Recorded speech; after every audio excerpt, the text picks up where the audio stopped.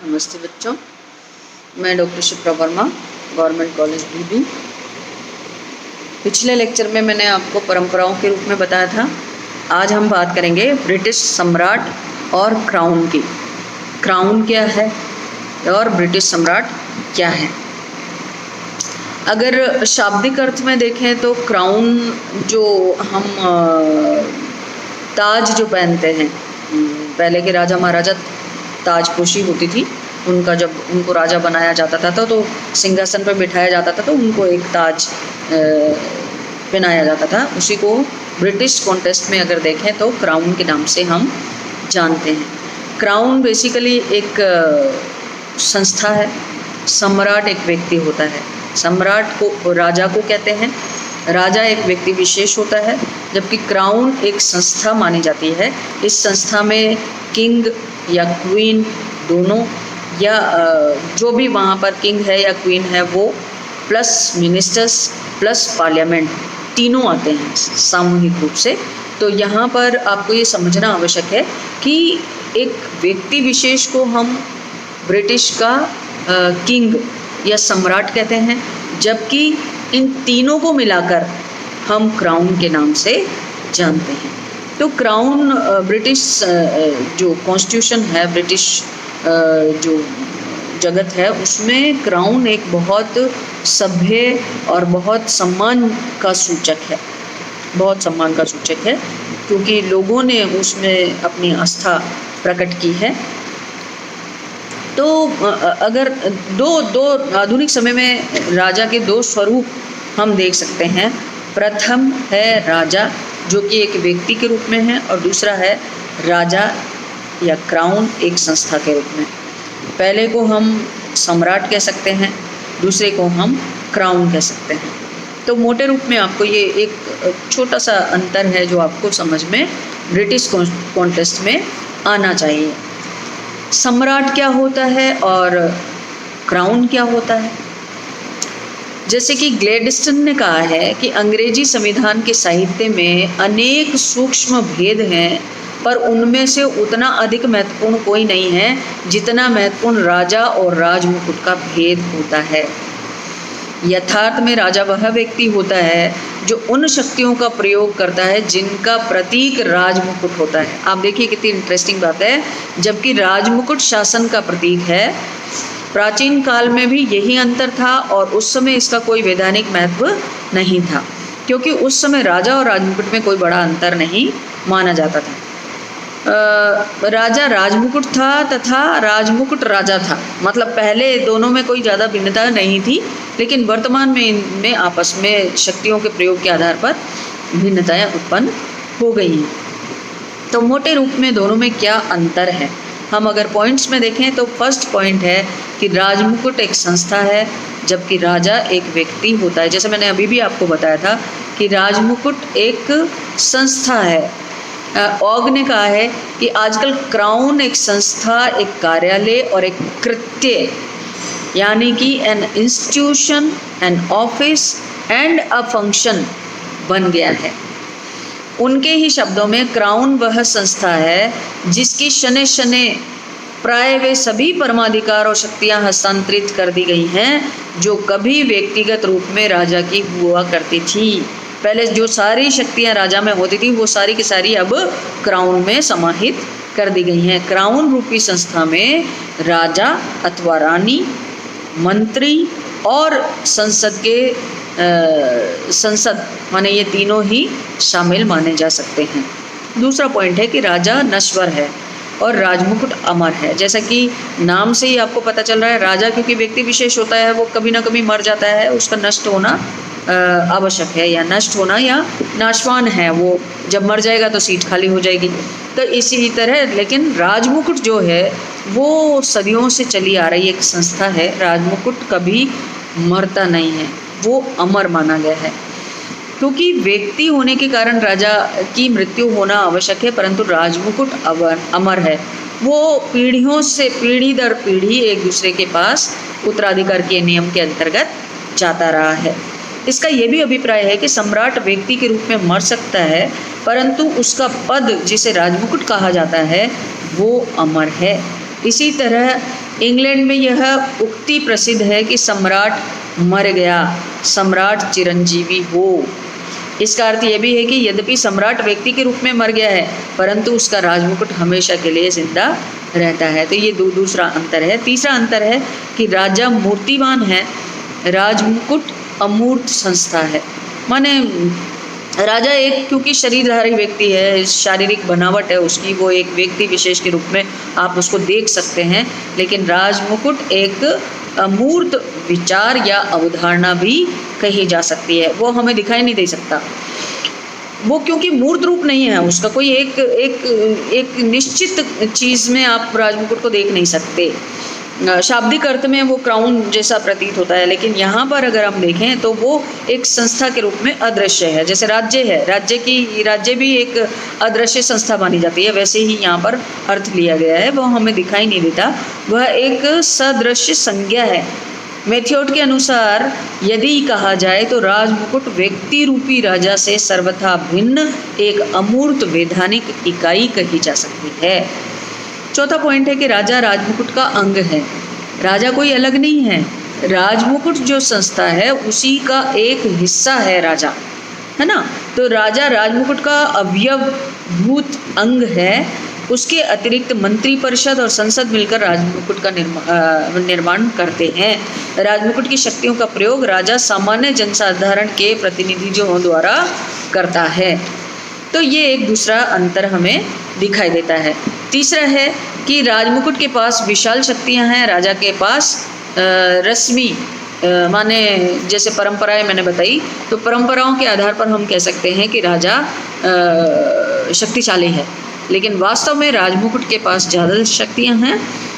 राजा के पास केवल जैसे रबड़ की स्टैंप हम कहते हैं कि बस वो मोहर लगाएगा, इतना सा काम है उसका कि उसको हाँ या ना देनी पड़ेगी। क्योंकि संसद, अगर किसी ब्रिटिश संसद के बारे में कहा जाता है कि वो केवल स्त्री को पुरुष और पुरुष को स्त्री नहीं बना सकती, केवल ये चेंज नहीं कर सकती, बाकी वो सब कुछ कर सकती है।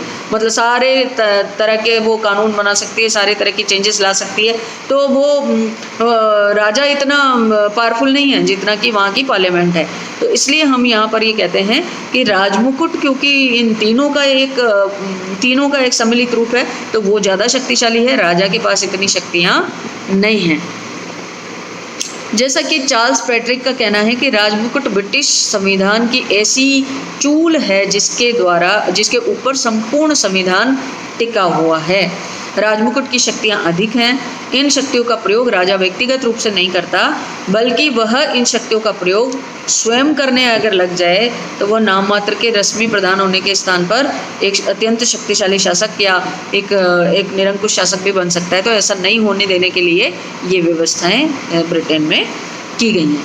छठा है कि राजमुकुट के कार्यों के लिए राजनीतिक दृष्टि से मंत्री उत्तरदायी हैं।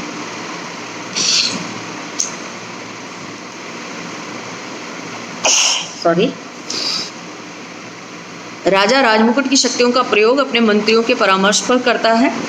इसका परिणाम यह होता है कि चाहे तो राजमुकुट की शक्तियों का प्रयोग राजा मंत्रियों के परामर्श पर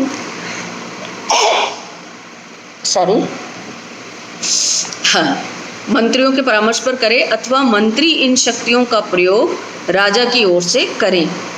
राजा उनके लिए बिल्कुल उत्तरदायी नहीं होगा। सातवां पॉइंट है कि सम्राट व्यक्तिक है, राजमुकुट सामूहिक है। सम्राट का रूप व्यक्तिक है, राजमुकुट का रूप सामूहिक है। राजमुकुट की शक्तियों का प्रयोग एक व्यक्ति द्वारा न होकर अनेक व्यक्तियों द्वारा होता है, अतः राजमुकुट का रूप सामूहिक है तथा शक्ति का प्रयोग करने वाले इस समूह में राजा, संसद, मंत्रिमंडल तथा लोक सेवक के सदस्य सम्मिलित होते हैं। जैसे वेड और फिलिप्स ने लिखा है, राजमुकुट शब्द से शासन की संपूर्ण शक्ति का बोध होता है, जबकि वह कार्यपालिका का पर्यायवाची है। राजमुकुट की कुछ शक्तियों के प्रयोग में राजा से व्यक्तिगत विवेक से काम लेने के लिए कहा जा सकता है। तो इस तरह से आप समझ सकते हैं कि राजा और राजमुकुट में क्या क्या अंतर हैं, होने चाहिए, या क्या क्या आपको यहाँ पर समझना चाहिए। राजमुकुट से क्या आशय है? राजमुकुट से आशय है कि राजमुकुट राज सत्ता का प्रतीक है, जिसे राजा राजपथ पर आरूढ़ होते समय अपने मस्तिष्क पर धारण करता है। आजकल राजमुकुट ने वैधानिक महत्व धारण कर लिया है। जैसे ऑग और जिंक कहते हैं कि राजमुकुट राज्य की सर्वोच्च कार्यपालिका शक्ति है तथा इसमें सर्वोच्च सत्तावान संसद और मंत्रीगण शामिल होते हैं। तो यहाँ पर जैसे हरमन फाइनर कहता है कि क्राउन राजनीतिक शक्तियों के असली केंद्रों के ऊपर एक अलंकृत उपाधि भी कही जा सकती है। जैसे मुनरो कहता है कि क्राउन को एक कृत्रिम या विधि व्यक्ति कहा जा सकता है, जो न तो कभी शरीर धारण करता है और न ही कभी मरता है। संक्षेप में राजमुकुट एक सर्वोच्च कार्यपालिका तथा शासन में नीति निर्माण की एक संस्था है, जिससे अभिप्राय है राजा, मंत्री और संसद का सम्मिश्रण। ये वो संस्था है जिसको सम्राट की समस्त शक्तियां तथा विशेषाधिकार धीरे धीरे हस्तांतरित हो गए हैं। अब ये राजमुकुट के पास कौन कौन से शक्तियां हैं, कौन कौन से कार्य राजमुकुट के द्वारा किए जाते हैं, तो दो इनके स्रोत माने गए हैं। पहला है परमाधिकार या विशेषाधिकार और दूसरा है संविधि। तो ये परमाधिकार या विशेषाधिकार क्या है? क्राउन की शक्तियों का प्रमुख स्रोत उनके परमाधिकार या वीटो पावर हैं। प्रारंभ में राजा निरंकुश शासक होता था, वह अपनी असीमित शक्तियों का प्रयोग स्वेच्छा अनुसार करता था, परंतु धीरे धीरे संसद ने इनमें से बहुत से अधिकारों को अपने हाथ में ले लिया। कुछ अधिकार उपयोग में न आने से अपने आप समाप्त हो गए। अब जो बन रहे हैं वे ही क्राउन के विशेषाधिकार हैं। डायसी के अनुसार विशेषाधिकार विवेक या निरंकुश शक्ति के वे अवशेष अधिकार हैं जो किसी समय क्राउन के पास वैधानिक रूप से होते थे। क्राउन के प्रमुख विशेषाधिकारों का उदाहरण इस प्रकार है, जैसे संसद को आमंत्रित, स्थगित या भंग करना। दूसरा है मंत्रियों और न्यायाधीशों की नियुक्ति करना। तीसरा है नए पीयर्स बनाना। चौथा है युद्ध की घोषणा करना या संधि करना, दोनों ही हैं। पांचवा है अपराधियों को क्षमा करना और छठा है नियमों को स्थापित करना। इन सभी पर क्राउन को वीटो की पावर है, परमाधिकार या विशेषाधिकार प्राप्त हैं उसे, वो कभी भी ये सब चीज़ें कर सकता है। दूसरा है संविधि। सम्राट की शक्तियों का दूसरा स्रोत वे कानून हैं जिनके द्वारा समय समय पर संसद ने राजमुकुट की शक्तियों की परिभाषा की है। इनमें कटौती भी है, उनमें कुछ सीमित या व्यापक भी बनाया गया है, मतलब वो विधियां हैं जिनके द्वारा सम्राट की शक्तियों को या तो बढ़ाया गया है या कम किया गया है, दोनों ही हैं। इस स्रोत से क्राउन को मिली कुछ शक्तियां इस प्रकार है: विभिन्न शासकीय विभागों के संचालन से संबंधित अधिकार, स्थानीय अधिकारियों पर नियंत्रण रखने का अधिकार आदि। प्रत्यायोजित विधि निर्माण के फलस्वरूप इस स्रोत की महत्ता और भी बढ़ जाती है। अब राजमुकुट की शक्तियाँ कौन कौन सी हैं? राजमुकुट की शक्तियाँ हैं जिनको मोटे रूप में हम 4 भागों में बांट सकते हैं: कार्यपालिका शक्ति, विधायी शक्ति और न्यायपालिका शक्ति, और चौथा है धार्मिक शक्ति। अब कार्यपालिका शक्ति कौन कौन सी है? जैसे ब्रिटिश क्राउन को इंग्लैंड की सर्वोच्च कार्यपालिका कहा जाता है, तो वह राज्याध्यक्ष भी होता है। देश के समस्त शासन क्राउन के नाम पर ही चलाए जाते हैं। तो कार्यपालिका संबंधी कौन कौन सी विशेष शक्तियां हैं, तो पॉइंट्स में हम देखते हैं। पहला है वह राष्ट्रीय विधियों का पालन करवाता है, राष्ट्रीय विधियों का पालन करवाता है। दूसरा है वह प्रधानमंत्री की नियुक्ति करता है तथा उसकी सलाह से अन्य मंत्रिमंडल की नियुक्ति करता है। तीसरा है कि वह अन्य उच्च प्रशासकीय अधिकारियों या न्यायाधीशों की भी नियुक्ति करता है। चौथा है कि वह न्यायाधीशों को छोड़कर अन्य अधिकारियों को अपने पद से हटा भी सकता है। पांचवा है कि वह सेना का प्रधान सेनापति माना जाता है, वह जल, थल, नभ सेनाओं के अधिकारियों की नियुक्ति भी करता है। छठा है कि वह शासन पर नियंत्रण रखता है, देश का समस्त शासन उसी के नाम से संचालित किया जाता है। सातवां है कि इंग्लैंड के विदेशों से संबंधों का संचालन भी उसी के नाम से किया जाता है। आठवां है कि वह अन्य देशों में ब्रिटेन के राजदूत, वाणिज्य दूत आदि नियुक्त करता है। नेक्स्ट है कि अन्य देशों के राजदूतों के परिचय पत्रों को भी ग्रहण करता है।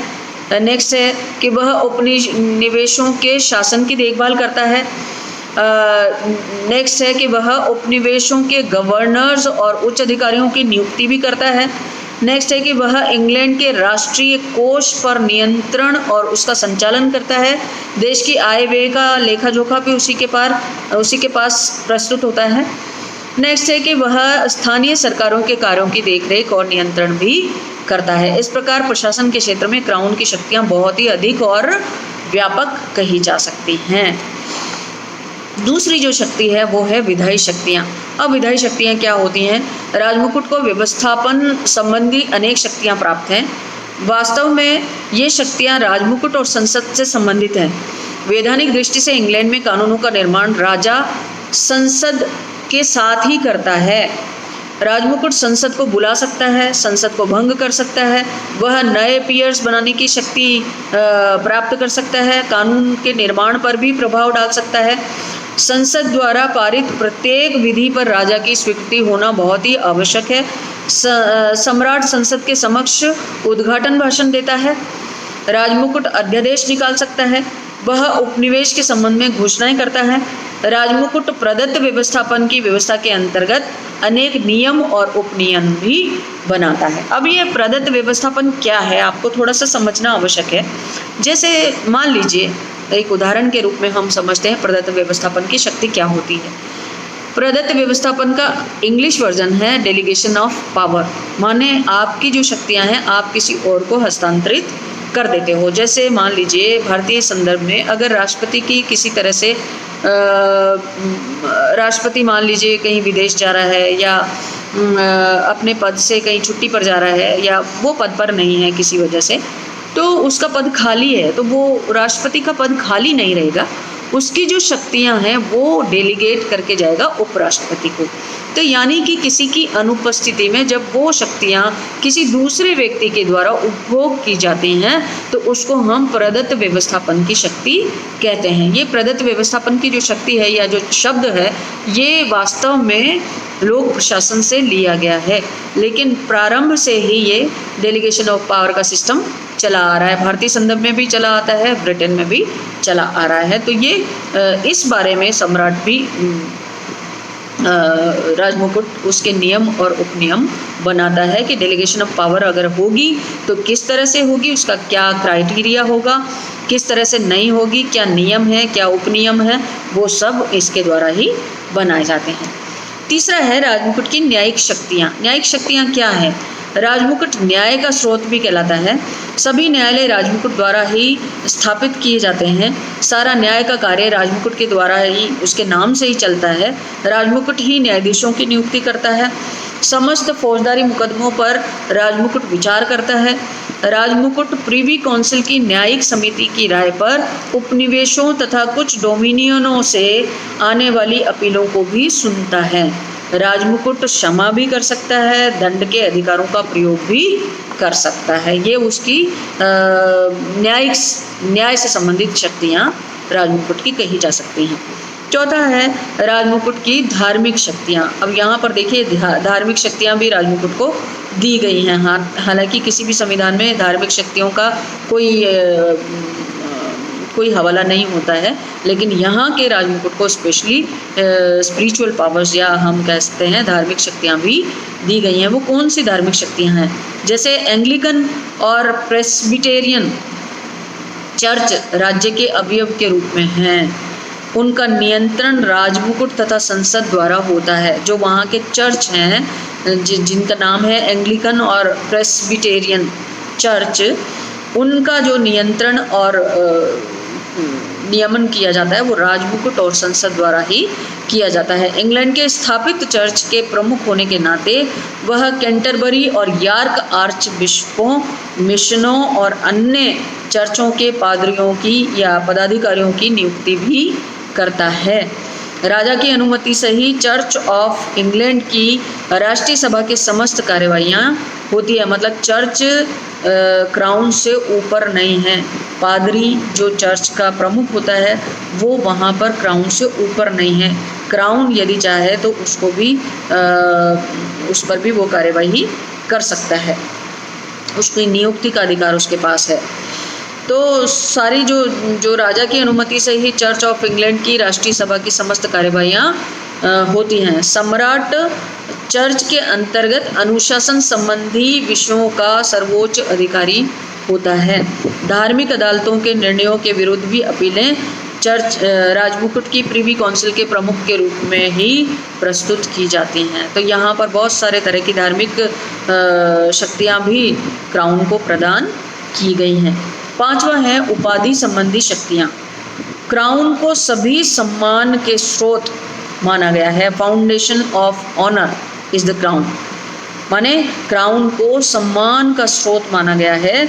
और जितनी भी उपाधियाँ या सार्वजनिक सम्मान वहाँ पर प्रदान किए जाते हैं वो क्राउन के द्वारा ही प्रदान किए जाते हैं। ये उपाधियाँ वर्ष में 2 बार विशेष सेवा के लिए प्रदान की जाती है। तो स्पष्ट हो जाता है कि क्राउन की शक्तियाँ और कार्य अत्यधिक विस्तृत हैं, बहुत सारे हैं। प्राचीन काल से ही ये समस्त कार्य सम्राट स्वयं करता था पहले, और अब इनको क्राउन के माध्यम से किया जाता है। आज क्राउन की शक्तियों के प्रयोग मंत्रियों और प्रिवी काउंसिल के द्वारा किया जाता है। तो आपको ये समझना चाहिए कि राजमुकुट क्या है, राजा क्या है, क्राउन क्या है, उनकी शक्तियाँ क्या है, क्योंकि क्राउन की शक्तियों पर बहुत बार क्वेश्चंस आ जाते हैं। तो आपको ये सारी शक्तियाँ, 5 प्रकार की शक्तियाँ मैंने आपको बताई हैं, ये सारी की सारी शक्तियाँ आपको वहाँ पर बतानी होंगी। Thank you very much.